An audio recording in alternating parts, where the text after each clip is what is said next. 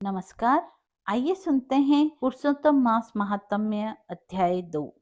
सूत जी बोले, हे ऋषियों, मैं सुखदेव जी को राजा परीक्षित के सम्मुख भागवत की परम सुंदर मोक्ष देने वाली कथा को सुनकर और देखकर यहाँ आया हूँ। जहाँ आप लोग धर्म में प्रयत्नशील मुझे मिले हो, मैं आप लोगों का दर्शन कर कृतार्थ हो गया हूँ।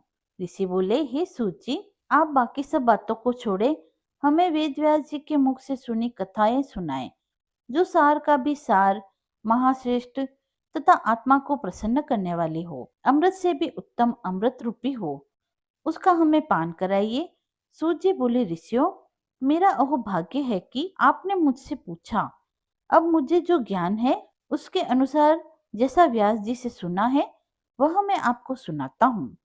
एक समय नारद जी भगवान नारायण के निवास स्थान पर पहुंचे। भगवान की सेवा में जितने सिद्ध देवता तपस्वियों का समूह था, वहां बेर राक्षस, आंवला, विल्व, आम, आम्रतक, कपित्थ, जम्बू, कदम आदि अनेक प्रकार के वृक्ष लगे हुए थे। विष्णु भगवान के चरणों में द्रवीभूत अलकनंदा बह रही थी। महामुनि नारद जी लोक चिंतन करते हुए वहां पहुंचे। पराब्रह्म में मन लगाने वाले जितेंद्र नारद जी ने नारायण को नमस्कार किया। नारद जी बोले, हे वादिदेव, संसार के स्वामी, दया सिंधु, आप सत्यव्रती हैं, त्रिसत्य हैं, सत्य के सार रूप सत्य से उत्पन्न हैं। हे सत्य योने, आपको मैं नमस्कार करता हूँ। मैं आपकी शरण में आया हूँ। आपका तप संसार को शिक्षा देना व मर्यादा को रखना है, नहीं तो कलयुग में विशेष पापों के बढ़ने से पृथ्वी रसातल में चली जाएगी। वह भी पुण्य आत्माओं के पुण्य कर्मों से तरने लगती है। सत्युग की भांति एक पापी के पापों से सबको पाप नहीं लगता, क्योंकि कलयुग में पाप करने वाले को ही पाप लगता है। आपके तप में स्थित रहने वाला पाप पुण्य से लिप्त नहीं होता। हे भगवान, सब प्राणियों के हृदय विषयों में आसक्त हैं। स्त्री पुत्र आदि के मोह में फंसे हुए ग्रस्त लोगों का हित करने वाला, मेरे लिए भी लाभदायक कुछ विचार मुझे बतलाइए, क्योंकि मैं आपके मुखारविंद से कुछ सुनने की इच्छा से ब्रह्मलोक से आया हूँ। फिर वेद भी कहते हैं कि भगवान विष्णु उपकार के प्रेमी हैं, इसीलिए संसार के उपकार के लिए उस सार रूप कथा को कहिए, जिसके सुनने से ही जीव परम पद को प्राप्त कर सके। नारद जी के वचन सुनकर नारायण मुस्कुराते हुए बोले, संसार को पवित्र करने वाली कथा को मैं आरंभ करता हूँ, ध्यान पूर्वक सुनो।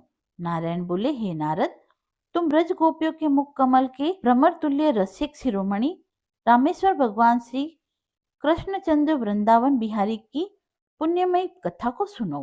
हे वत्स, विधाता संसार को पल भर में नष्ट कर सकता है, उसके कामों का वर्णन कोई नहीं कर सकता। इस संसार सार रूप भगवान के अगम्य चरित्र को तुम भी जानते ही हो, तो भी मैं तुम्हारे सामने पुरुषोत्तम भगवान के दारिद्र्य, वेद व्याधि, दुख हरने वाले, उत्तम कीर्ति, पुत्र तथा मोक्ष देने वाले सरल अद्भुत महात्म्य का वर्णन करता हूँ। नारद जी बोले, भगवान, पुरुषोत्तम कौन सी देवता है, महात्म्य के कौन से ऋषि है, यह सब मुझे विस्तार से बतलाइए। सूत जी बोले कि नारायण नारद जी के इन वचनों को सुन 2 घड़ी के लिए मन एकाग्र कर पुरुषोत्तम देवता का परिचय देते हुए बोले, पुरुषोत्तम नाम एक मास का है, जिसके स्वामी कृपा सिंधु पुरुषोत्तम कहलाते हैं, इसीलिए इसको ऋषि पुरुषोत्तम मास कहते हैं। इसका व्रत करने से पुरुषोत्तम भगवान प्रसन्न होते हैं। नारद जी बोले, मैंने स्वामियों सहित चैत्र आदि मास तो सुने हैं, किंतु हे नाथ, पुरुषोत्तम मास कभी नहीं सुना। पुरुषोत्तम कौन सा मास है जिसके स्वामी दया सिंधु है? पुरुषोत्तम कहाँ से आया, यह मुझे कृपा कर कर बतलाइए। उस मास का क्या स्वरूप है, क्या विधान है, व्रत में क्या करना चाहिए, कैसे स्नान करना चाहिए, क्या दान करना चाहिए? हे स्वामी, यह सब मुझे बतलाइए। उसमें जप, पूजा, उपवास आदि का क्या साधन है? उसके करने से कौन से देवता प्रसन्न होकर क्या फल देते हैं? इसके अतिरिक्त जो सार हो वह सब बतलाइए, क्योंकि दीन वत्सल साधुजन हितोपदेश बिना पूछे ही देते हैं। कितने मनुष्य पृथ्वी पर दूसरों के भाग्य के भरोसे रहकर दरिद्री, दुखी, रोगी और पुत्र की इच्छा करने वाले हैं। जड़, गूंगे, घमंडी, मूर्ख, कुचाली, नास्तिक, लंपट, नीच, अति वृद्ध पर पुरुषों के सेवक, निराश, प्रतिज्ञाहीन, क्षीण, पराक्रमी, कुरूप, रोगी, कुष्ठी, अंगहीन, अंधे आदि।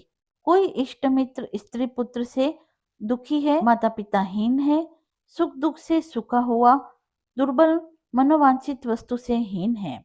हे भगवान, वे कुछ करके, सुन के, पढ़कर और आचरण करके इन कष्टों से छूट जाए, ऐसा उपाय बतलाइए। विधवापन, बांझपन से लेकर रक्तपीत, अपशमार, राज्यक्षमा आदि रोग, ये सब दोष समूह देखकर मैं बड़ा दुखी हूँ।